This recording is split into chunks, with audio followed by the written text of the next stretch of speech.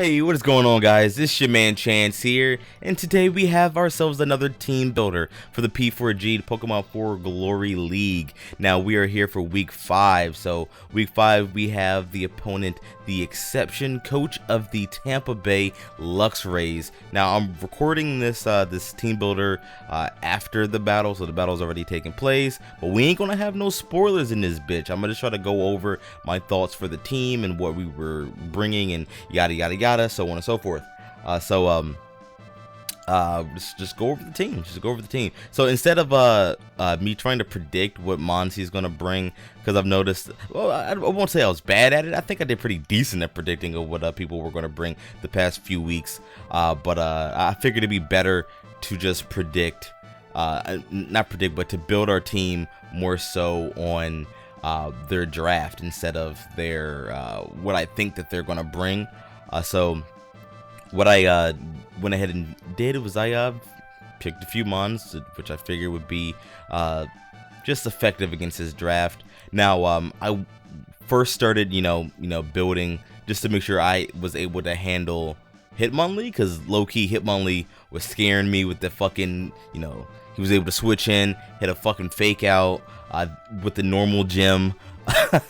Fake out with the fucking normal gym, get the unburdened boost, and that just scared me, because with the unburdened boost he outsped a lot of shit on our team, and I believe he even outsped Mega Aerodactyl at that point. So it was just a scary thought. So we did go ahead and try to build a little differently. He did end up dropping Hitmonlee, which was a clutch. That was clutch for the Camden Ursarings. I was really happy to hear that he dropped that and picked up Quagsire, which I didn't think he was going to bring to the match, so I didn't really build too much for it, to be completely honest. So let's just go over the fucking team here. Let's just go over it. So first off, we have Cubelios leading the pack here. Cubelios are nice and powerful, superior, rocking that Leaf Storm, Synthesis, Dragon Pulse, and HP Ice. I believe that's the same set we ran last week, if I'm not mistaken. Either last week or the week before, I don't remember. I believe it was last week. But still rocking that Contrary in the Life Orb. We're gonna go pretty offensive with this set here. HP Ice, I don't remember why I left it on there. HP Fire would have done us a little bit better, but I brought HP Ice instead. I really didn't have any plans on using it. I kind of just had plans on using Leaf Storm, Synthesis, and Dragon Pulse, to be completely honest with you. Call me lazy. Call me lazy. But we brought Dragon Pulse just for the Dragalage, just in case that came, just because that would be scary if you brought the Dragalage specs and dropped the Draco, and that would have been really scary. I would have been a little upset. We brought the Dragon Pulse for that because we definitely outspeed there. And then we also have our buddy, click in. We have our buddy Gliscor here. Kamina, he could be dropping an Earthquake on them bitches, and I believe Earthquake does it would do at least half or more. I believe low roll will be half to the Dragalage, and I believe with no investments in speed on Gliscor, we outspeed max speed Dragalage. So that's max speed beneficial nature. So I believe we would have EQ'd, and that would have done at least half, and then we could have just dropped Gliscor at that point. Then we could have just came in outsped with the Cubelios, then just hit that Dragon Pulse. Then next up we have our boy Shizuo Scrafty. He really didn't have a chance to do anything in his debut last week. Got utterly destroyed. So hopefully this week he'll be able to do a little something. We were rocking them still with the Intimidate, just in case there's any physical attackers that just need to be brought down in life a little bit. So we were bringing them with the Assault Vest, because he's max defensive this time, but I still wanted to have a little bit of coverage for those special attacks as well. So we're rocking them max attack, max defense, with a little bit of an investment in HP with the 4 EVs there. Then we're rocking the High Jump Kick, the Zen Headbutt, the Knockoff, and the Drain Punch. Zen Headbutt we're bringing strictly for the Dragalage, just in case we needed something to knock it off if our other two options died. We brought Zen Headbutt for that, which I believe did like 40 to 60% around there. So hopefully we already had some damage on it with the rocks and whatnot, and then somebody else would have been able to hit it, because pretty much anything would have been able to outspeed. It is a slow stomp bitch, while still rocking the knockoff and the drain punch. So most definitely Scrappy. I'm hoping we're able to do some good shit with him. Bulky some bitch there, little bulky motherfucker. And then we have our boy Toxicroak here. This is his debut. Our boy Cobra here. We're still rocking, well, not still rocking, but rocking the poison touch with the life orb, so he's doing just a little bit more damage. Fully invested in attack and speed, so we're able to outspeed almost most anything on his team. With a little bit of an investment in HP, rocking that poison jab, thunder punch, sucker punch, and drain punch. All the punches and jabs. He's a boxer at heart. But we're bringing that poison jab for the stab, just in case he brings Florigist. You know, we're gonna be able to go in, and I believe it is a guaranteed kill with the poison jab. I'm pretty sure we do. I don't have the calcs up anymore. As soon as the battle was over, I had so many tabs up. I had two windows with like at least 15 plus tabs each. So I just went on a closing spree, because I was like, yes, I get my monitors back. I have 3 monitors, but that shit was full. Like, Jesus. But a poison jab was for that. We had the Thunder Punch for the I was supposed to say Aerodactyl. We had the Thunder Punch for the Skarmory to try to get that out of the sky. I believe that did around 40 to 50%, which is, you know, chain bad, and we had the chance to with the chance to paralyze, possibly. But I wasn't really counting on it. But the Thunder Punch was brought for that. Sucker Punch just for, you know, that possible priority before he does go out there. Then we have the Drain Punch for the stab, as well as Poison Jab. So looking solid all around there from my boy Cobra. Any Fairy Tail fans out there, you know my boy Cobra and Cubelios, they a pair. They motherfuckers is a pair.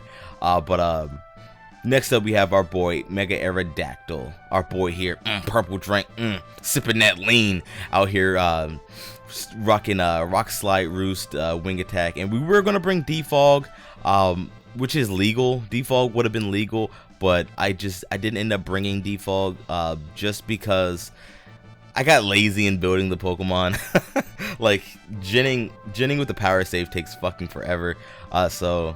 Well, it doesn't take forever. I mean, you just gotta put the time in, but I just didn't feel like going in and putting Defog on. Or maybe we're doing down the road, but I believe we ended up we ended up having instead of Defog, we ended up keeping Earthquake. I figure Earthquake might be pretty good for the battle anyway, and maybe we could have just lasted if he would have just had rocks. We were gonna bring Defog for the possibility that he might bring Stealth Rocks and Spikes, and I definitely wasn't trying to take Stealth Rocks and like 2 layers of spike damage. So but I didn't think he was going to do that, so you know, fuck it, right? So he's still fully invested in attack and speed, because he is a monster if you let him be, and he also has a tiny little bit of an investment in defense with 4 EVs there. Then we have our boy Kamina Gliscor, rocking kind of a similar set to what we had the first time we brought him out. The first time we brought him out, he had Stealth Rock, Earthquake, Roost, and Toxic. This week we're going to bring him with the same set, but instead of Toxic, we're bringing U-Turn, just in case he brings the pesky Celebi. So that way we can at least hit it for 4 times there, and just get the fuck out of there. And then go out into anything else that might be able to take a hit and then kill. And then just as you know, just a good pivot move, be able to U-turn out and then get somebody else in. This isn't the set that I normally run in OU when I used to play, but it's similar. I believe we rocked U-turn, Earthquake, Roost, and Toxic instead of Stealth Rock, because we usually would use Miltank for the Stealth Rock, so we really didn't need it on him. But it works out. He's a bulky some bitch with a 4 times weakness to ice. It doesn't matter. But the boy Kamina still holding it down. Then last but not least, we have Thorn. I believe this is Thorn's second match. Didn't really get, or is it his third? I don't remember. He didn't really get to do too much previously, but hopefully this week we're going to be able to pull something out with him. Like I said, no spoilers up in this bitch. But we still have him expert belted with the lightning rod, so that way if anybody wants to, you know, toss a thunder out or anything like that, or a thunderbolt or a thunder punch or a thunder wave, especially from the Sableye, we could just go out into the boy Manectric and then just soak it on up. Just drink it in, man. We're just right on the spot. So we're still rocking them with pretty much the same moveset, just a little bit of changed up. I was very iffy on what I wanted to bring with Thorn this week. Thorn had a lot of capabilities. He's pretty fast. I believe he's base 105 in speed. Let's actually check that out. Yeah, he's base 105 in speed. So we were bringing him timid so we could be max speed. Now I brought him timid max speed for a reason. Normally we rocked him modest, but I brought him timid this week. I wanted to bring him timid because his Mega Pinsir is scary. It is really scary, especially being able to make normal type moves 30% more powerful and then turning it into flying type stab. That was really scary. But it hit, I believe the base speed on Mega Pinsir is 105 as well. So max speed for both of us is 172. So that bitch is going to be a speed tie. And I'm a gambling motherfucker. Don't take me to the casino with you because I'm going to lose all our money. So I just wanted to make sure it was a speed tie because the Thunderbolt is a definite kill on the Mega Pinsir. So if the Lord Arceus himself smiles down upon us, our Thunderbolt will hit first, and it will be our done deal. It's a wrap for that fucking Mega Pinsir. So that was the reason why I guess you can call it speed creeping. I guess why we rock timid this week. So. Can't speak today. As you can see, it has been like a day after the battle. Has it been a day? We battled Thursday night. It's Saturday. It's Saturday. So you guys are gonna see this today. It's Saturday. I just got back from a concert. I'm a little tired. It was very eventful. But it was a damn good concert though. But anyway, I still rocking Flamethrower, Thunderbolt, the Thunderbolt, Volt Switch, and HP Grass. I believe, I'm not sure if the first week we brought him HP Grass or if we brought him HP Water. I think we brought him HP Water the first time. But we're bringing HP Grass. We were going to bring Signal Beam because he does learn Signal Beam. We were going to bring Signal Beam for the Celebi, but then I started to think that we had other things that could handle the Celebi, and then a Thunderbolt would do a decent little bit to the Celebi anyway. So I just decided to bring HP Grass just for that pesky Rotom Wash, just to be able to get that out of there. That would have been awesome. We would have been able to take a what the fuck is it? A Hydro Pump from the Rotom Wash. I believe the max roll it does like 60 to like 68% or somewhere around there. It's a big hit, but it's whatever. We would at least been able to take it.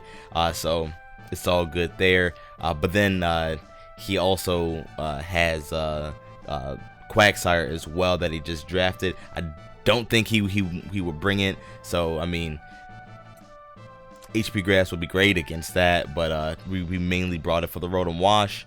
But then that's our board right there, the Volt Switch, just to, you know, just as another pivot move, just to get in and get out, just in case that the matchup isn't really too great. We're pretty damn speedy, so Volt Switch normally would hit first. That way we can get the fuck out and take a hit better.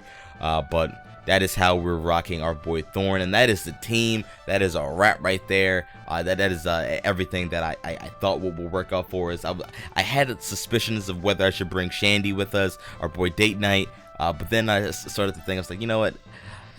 We really don't need him too tough.